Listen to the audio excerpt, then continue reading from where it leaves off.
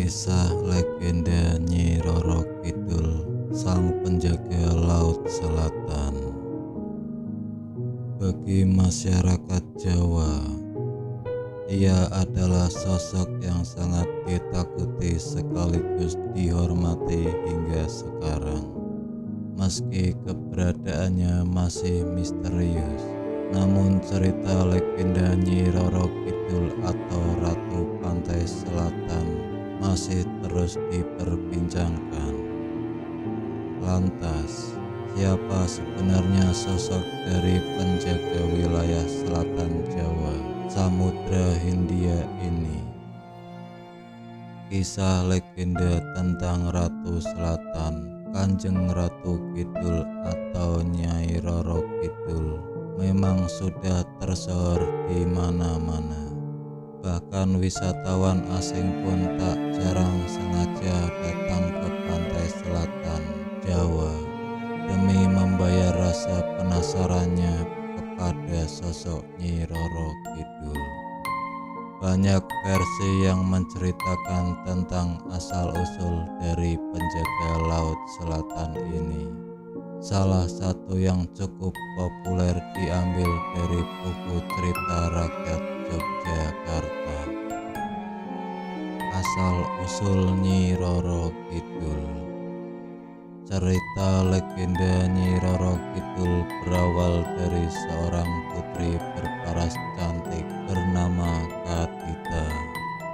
Karena kecantikannya yang memesona, ia juga dijuluki Dewi Srengenge, matahari yang indah. Ayah Kadita merupakan seorang raja bernama Munding Wangi. Memiliki anas berparas cantik seperti Kadita nyatanya tak membuat Munding Wangi bahagia. Pasalnya, ia tak ingin mempunyai anak wanita. Sampai akhirnya Munding Wangi menikah lagi dengan Dewi Mutiara. Hasilnya, ia dikaruniai seorang putra dan langsung membuat Munding Wangi bahagia tak kepalang. Meskipun begitu, rasa sayang Munding Wangi kepada Kadita tetap tidak akan luntur. Di sisi lain, Dewi Mutiara berharap jika putranya bisa menjadi raja dan mengupayakan apapun demi mewujudkan keinginannya tersebut. Bahkan ia pernah mengusir Kadita ke luar kerajaan yang membuat Raja Munding Wangi murka. Tentunya, Raja Munding Wangi tak akan membiarkan siapapun menyakiti putri cantiknya. Namun Dewi Mutiara tak hilang akal dan terus mencoba mengusir Kadita. Esoknya, Dewi Mutiara mengutus seorang dukun untuk mengutuk Kadita menjadi penuh kudis. Waktu Kadita terjaga, dia menyadari seluruh tubuhnya sudah berbau busuk yang membuat dirinya menangis histeris. Mendengar kabar tersebut, Raja sangat terpukul dan sedih. Ia memanggil tabib dan orang pintar untuk menyembuhkan penyakit Kadita. Sayangnya cara tersebut tak berhasil. Raja yang menyadari jika penyakit putrinya itu tak wajar, akhirnya mengutus putrinya untuk keluar dari kerajaan dan menghindari kunjingan di semua negara. Dalam perjalanannya selama 7 hari 7 malam, Kadita tiba di Samudra Selatan. Ia memandang lautan yang sangat jernih dan bersih. Selepas itu, Kadita mencoba melompat dan berenang di tengah lautan. Ajaibnya, saat tubuhnya terkena air samudra, kudisnya sedikit demi sedikit hilang dan dirinya menjadi cantik kembali. bahkan lebih cantik dari sebelumnya. Bahkan Kadita sekarang mempunyai kekuasaan terhadap Samudra Selatan. Ia pun dijuluki sebagai Nyi Roro Kidul atau Ratu Pantai Selatan yang hidup abadi. Sebagai Ratu Pantai Selatan, keberadaan Nyi Roro Kidul masih sangat dihormati oleh masyarakat setempat. Bahkan ada beberapa tempat yang konon menjadi penghubung dunia nyata dengan Nyi Roro Kidul. Ada juga mitos tentang pelarangan memakai pakaian berwarna hijau ketika berada di pantai selatan, tempat yang jadi penghubung ke dunia Nyi Roro Kidul. Konon terdapat beberapa lokasi yang dipercaya sebagai penghubung antara dunia nyata dengan dunia Nyi Roro Kidul. Salah satu tempat yang paling terkenal adalah Hotel Ina Samudra, Jawa Barat.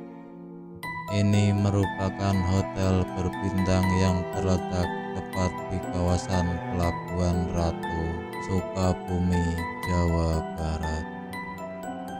Hotel ini sebenarnya hampir sama dengan hotel pada umumnya, di mana terdapat fasilitas yang lengkap, mulai dari servis yang baik, kolam renang, taman bermain.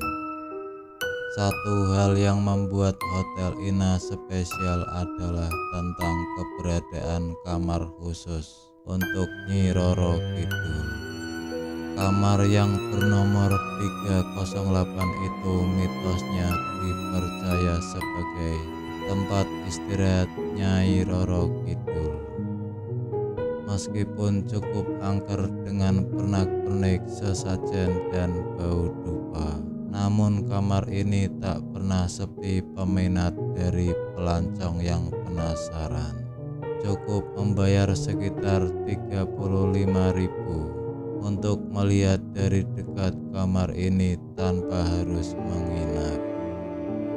Selain Hotel Ina, beberapa tempat yang konon jadi penghubung ke dunia Nyi Roro Kidul adalah Pantai Pelabuhan Ratu, Pantai Parangtritis, Pantai Sembukan, Keraton Surakarta Hadiningrat, dan Vihara Kalyana Mita.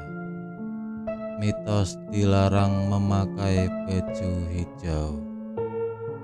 Ada mitos lain jika ada orang yang memakai busana hijau di pantai selatan akan cepat meninggal karena tergulung ombak.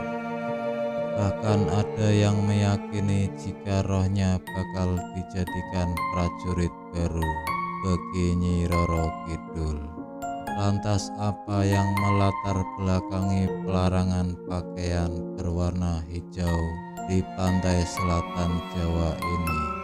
Kisahnya berasal ketika Penembahan senopati bernama Raden Danang Sutawijaya yang menjadi pendiri kerajaan Mataram sedang mencari kekuatan gaib untuk bisa mengalahkan kerajaan Pajang. Pertapaan itu ia lakukan di pantai selatan. Lalu secara tak sengaja Raden Danang bertemu dengan Nyi Roro Kidul. Keduanya melakukan perjanjian gaib. Konon Nyi Roro Kidul meminta Raden untuk menikahinya agar kekuatannya abadi. Sejak saat itu, Nyi Roro Kidul selalu menggunakan busana hijau ketika bertemu.